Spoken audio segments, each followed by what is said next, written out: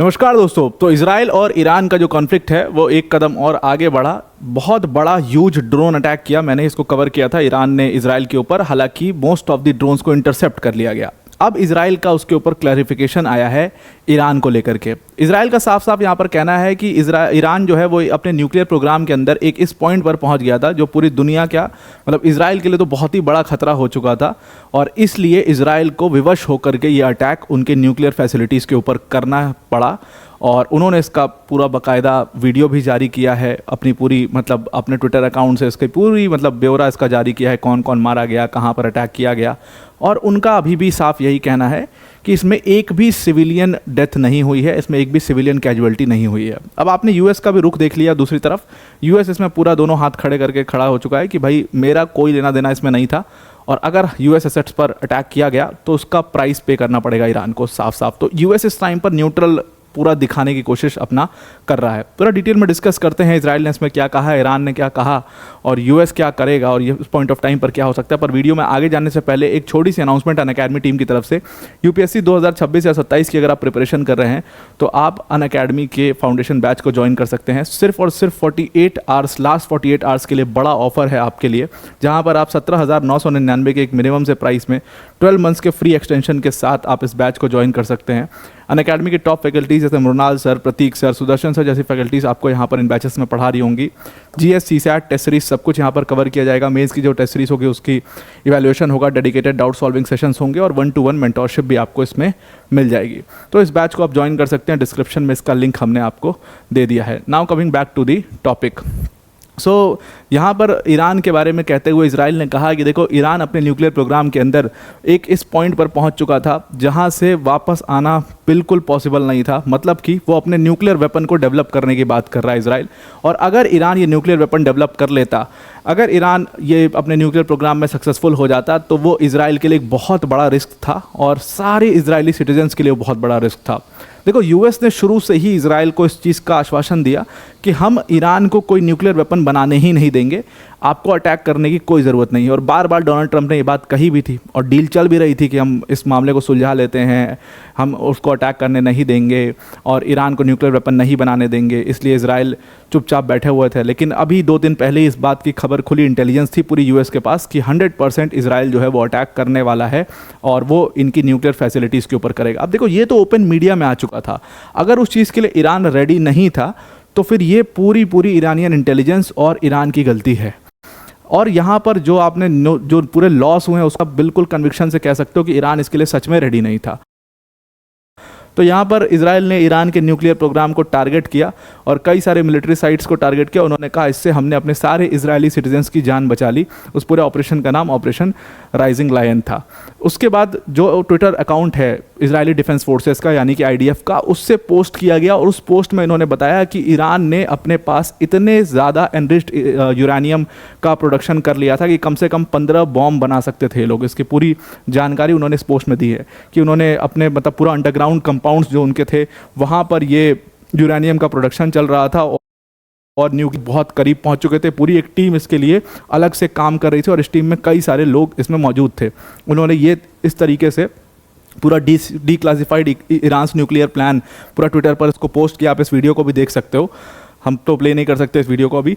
तो उसमें इन्होंने बताया कि क्या पूरा प्लान था न्यूक्लियर, और ये न्यूक्लियर प्रोग्राम बनाने के बिल्कुल एक स्टेप क्लोजर पहुंच चुके थे। और जब इजराइल ने इसमें अटैक किया तो जितने लोग इसमें मारे गए हैं आप देखोगे वो सब टॉप लेवल के लोग हैं। इजराइल ने कहा कि जब हमने इस न्यूक्लियर फैसिलिटीज़ के ऊपर अटैक किया तो इसमें आईआरजीसी के चीफ मेजर जनरल हुसैन सलामी मारे गए। उन्होंने कंफर्म किया कि ईरान के military chief brigadier general Mohammad Bagheri मारे गए, deputy military chief Gholam Ali Rashid मारे गए, और एक न्यूक्लियर साइंटिस्ट जो कि प्रमुख न्यूक्लियर साइंटिस्ट बताए जाते हैं मोहम्मद मेहदी तेहरानजी को भी इसमें इन्होंने इजराइल ने एलिमिनेट कर दिया है। ये सब अपनी अपनी फोर्सेस के टॉप लोग थे जो सिर्फ और सिर्फ न्यूक्लियर प्रोग्राम के ऊपर काम कर रहे थे, यानी ईरान के न्यूक्लियर प्रोग्राम के ऊपर काम कर रहे थे।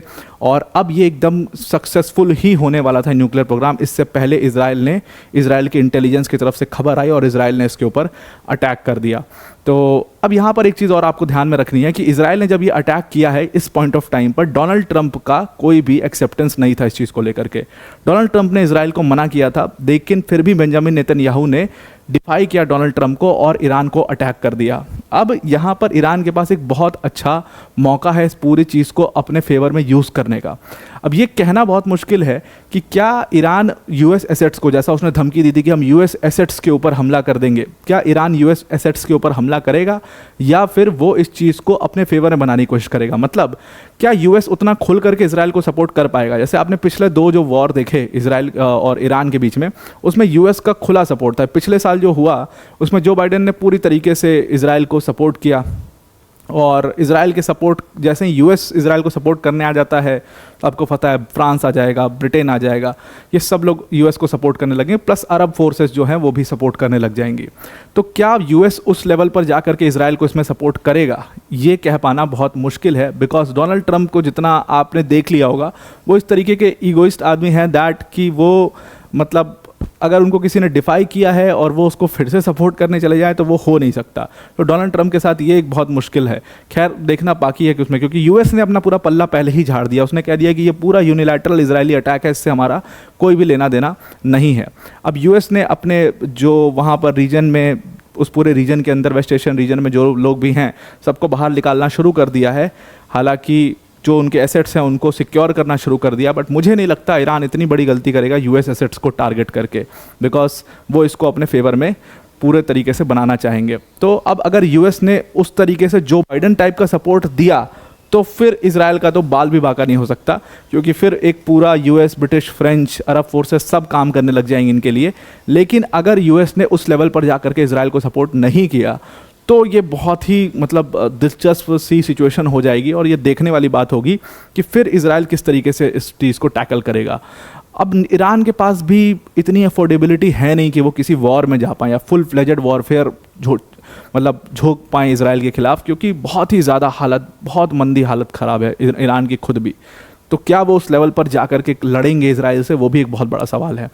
तो इन सारी सिचुएशंस को देखते हुए ये 2-4 दिन का कॉन्फ्लिक्ट लग रहा है, उसके बाद फिर ये शांत हो जाएगा, ऐसा ही प्रतीत होता है। खैर वीडियो को एंड करने से पहले अनअकैडमी टीम की तरफ से एक बड़ी अनाउंसमेंट है कि अगर आप यूपीएससी सीएससी 2026 और 27 की प्रिपरेशन कर रहे हैं तो अनअकैडमी ने आपके लिए यहाँ पर सिर्फ 17,999 में 12 मंथ्स के फ्री एक्सटेंशन के साथ अपना बैच लॉन्च कर दिया है। और इस बैच पे आप ज्वाइन कर सकते हो सिर्फ 48 आवर्स के लिए। ये ऑफ़र आपके लिए रखा गया है। जीएस, सीसैट, टेस्ट सीरीज सब कुछ यहाँ पर कवर किया जाएगा। मेंस की टेस्ट सीरीज, उसकी इवैल्यूएशन भी होगा, डेडिकेटेड डाउट सॉल्विंग सेशंस होंगे और 1-to-1 मेंटरशिप सेशन यहाँ पर आपके लिए लगाया जाएगा। इस पूरे बैच की जो लिंक है वो हमने डिस्क्रिप्शन में दे दी है, उस लिंक पर क्लिक करके आप इस बैच को ज्वाइन कर सकते हैं। तो आई आपको पूरा आर्टिकल समझ में आ गया होगा। आज के लिए इतना ही। Thank you and have a nice day.